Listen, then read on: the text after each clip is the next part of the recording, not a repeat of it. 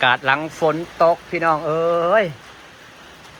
ตกแห้งบ่แห้งน้ำจนครึ่งคือคลองใส่ไก่เพราะว่ามันต้องขุ่นอยู่แล้วเพราะนางก็คิดไว้ว่ามันต้องขุ่นอยู่แล้วเพราะว่านางอยากให้มันตกลงมาแห้งๆอยากให้มันล่างขี้ฝุ่นที่เฮาขุดขึ้นมาเด้มันเป็นขี้ฝุ่นพี่น้องล่างขี้ฝุ่นที่มันขุดขึ้นมานี่ล่างขี้ฝุ่นที่เฮาขุดขึ้นมานี่มันกระสิจางเห็นบ่นี่ขี้ฝุ่นขี้ตมที่เฮาขุดขึ้นมานี่มันกระสิจางเห็นบ่จางบ่แลนี่เฮาก็สิเอาหญ้ามา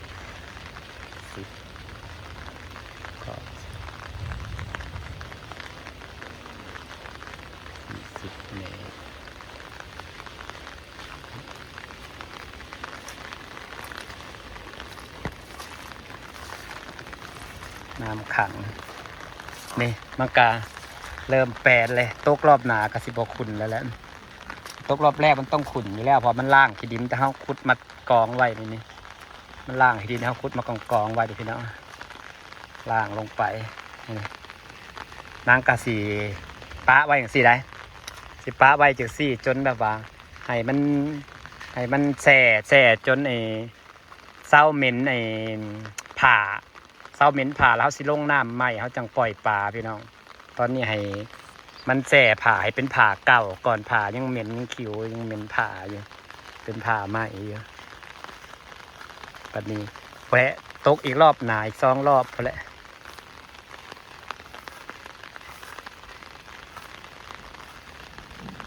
รอบหนากระสิบขุ่นเห็นบอกมันล่างไปวัดเลย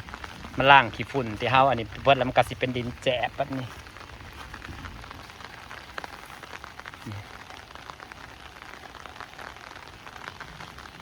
เลขเก้าน้ำเกิ่งทองพี่น้องเอ้ย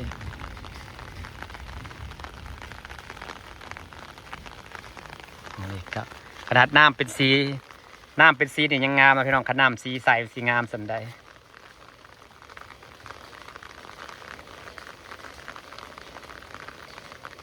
นางสิลงไปตรวจตรงผาก่อนบางใดมันตึงแน่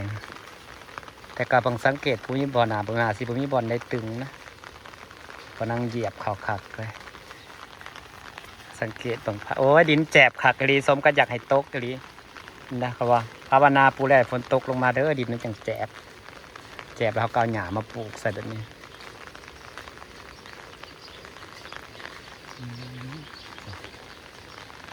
หมดไปแล้ว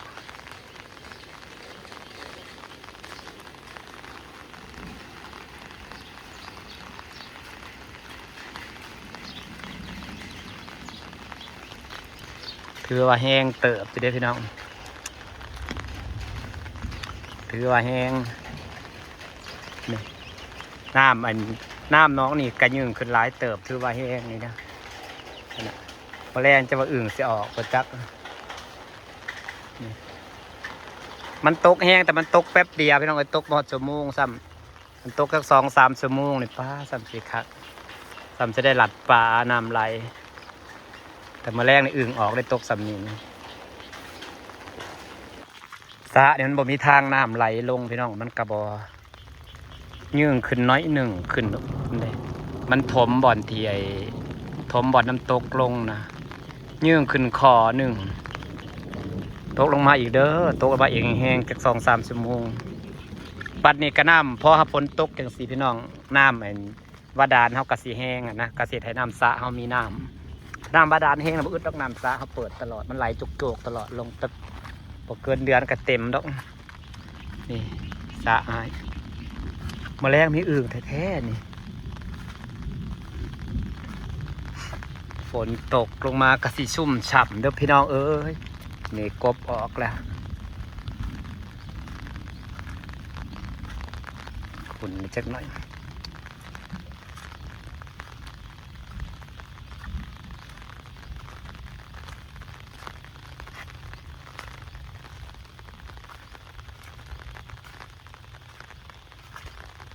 ต้นมะพร้าวต้นนี้ก็กำลังงามปลาฝนลงมาแล้วมะพร้าวคอยซ้ำสีสัตว์คอยใส่พุ่นใส่ปุ๋ยละจ้ามีแห้งเด้รู้สึกมีความสุขจังเลยรู้สึกว่าน้ำสระขึ้นน้อยหนึ่งขึ้นน้อยไอ้เด้หัวโจมันถมไอ้บ่อนที่น้ำตกลง ตกลงมาอีกก็ได้อีกเดี๋ยวนี้ต้นมะพร้าวต้นนี้ก็เขียวใบจิ้มผุ่นเป็นผุยมะม่วงเราก็เป็นนะจ๊ะแต่ไม่ค่อยดกเท่าไหร่มะพร้าว2 ต้นนี่งามใหญ่ไวขนาดปีหนามะพร้าวข่อยสีใหญ่นี่ต้นบักใหญ่เลยพี่น้องต้นบักใหญ่ละจ้าปลูกตั้งแต่2 ใบอย่างนี้โอ้ยน้ำไหลอยู่เด้เนาะอันเด้ปลาบุปีนบ่พอสิปีนออกมันไหลหน่อยสะออนต้นมะพร้าวค่อยก็สิเปลี่ยนเป็นฝนลิ้นในบัดนี้ก็สิเปลี่ยนเป็นฝนลิ้นบัดมือในบัดนี้วันนี้ได้เด็กๆมาอีกรอบหนึ่งความอาจสิตกหลายมือเป็น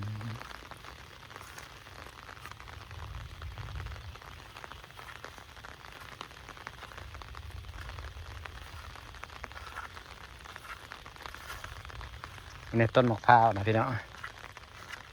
ต้นมะพร้าวมันได้กินฝุ่นกินปุ๋ยกับแมลงบอกกินยอดมันนะมาเลยเป็นว่างามไฟกระดับเด้อพี่น้องเอ้ย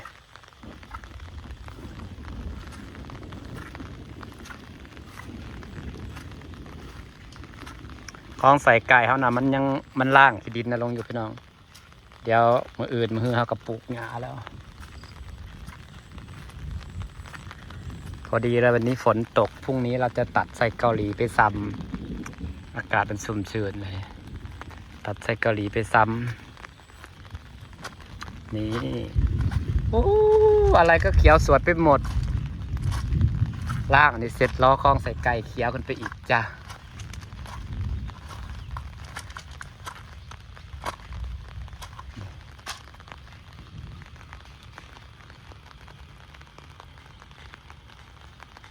ไฟดับ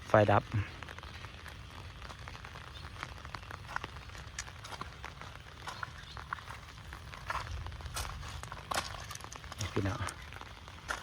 สีเขียว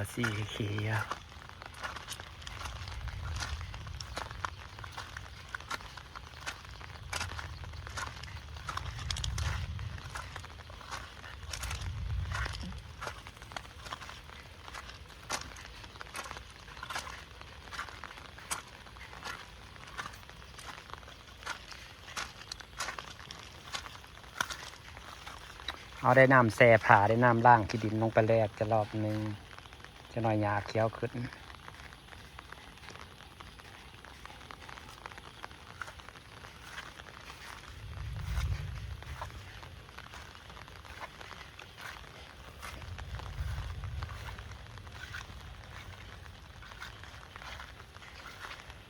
นี่พี่น้องต้นมะพร้าวกำลังเขียว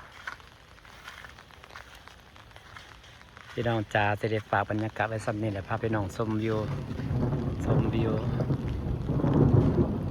จะก่อนสิมาอีกรอบจะฝน